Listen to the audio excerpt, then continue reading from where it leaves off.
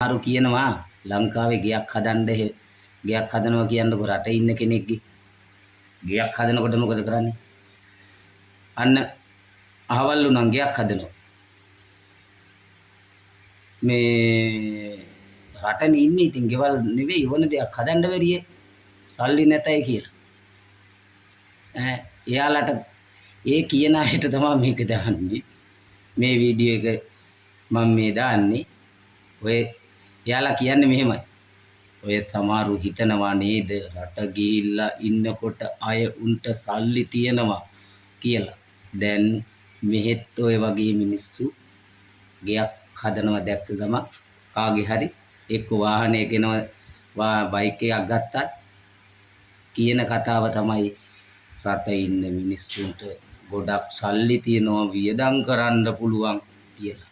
අත දිග ඇරලා වියදම් කළ හැකි. ඒ රටේ ඉන්න අය විතරයි දන්නේ රටේ ඉන්න අය විඳින දුක.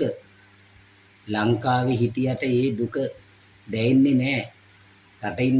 රටේ ගිහිල්ලා ඉන්න මිනිස්සුන්ගේ කිසිම දුකක් ලංකාවේ මිනිස්සුන්ට දැනෙන්නේ නැහැ. දැනෙනව නම් දැනෙන්නේ තමන්ගේ අම්මා තාත්තටයි දරුවන්ටයි විතරයි දැනෙන්නේ.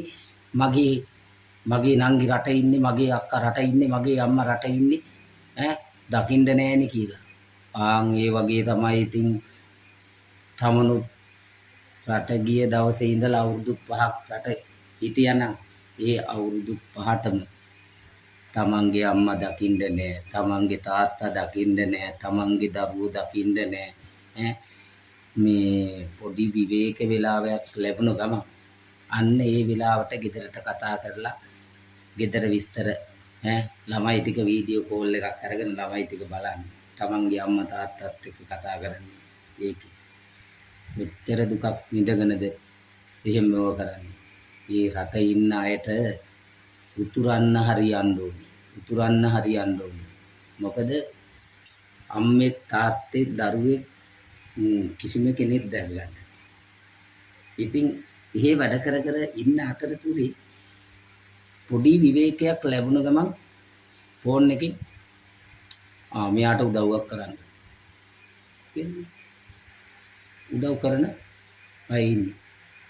ඒ වගේ බලලා ආයේ මිනිස්සයාටත් උදව්වක් කරනවා.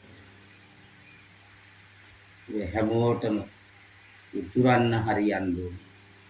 මන්නම් කියන්නේ. ඒ වගේම තමයි මට උදව්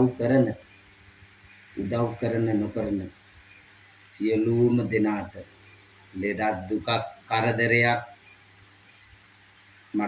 කරදරයක් කිසිම දවසක නොවේවා කියා ප්‍රාර්ථනා කරනවා. නැවතත් මම කියන්නේ මට උදව් කරන අයගේ අම්මලා තාත්තලා දරුවන්ට ලෙඩක් දුකක් කරදරයක් කිසිම දවසක නොවේවා කියා ප්‍රාර්ථනා කරනවා. රට ඉන්න අය ඇතුළු සියලු දෙනා.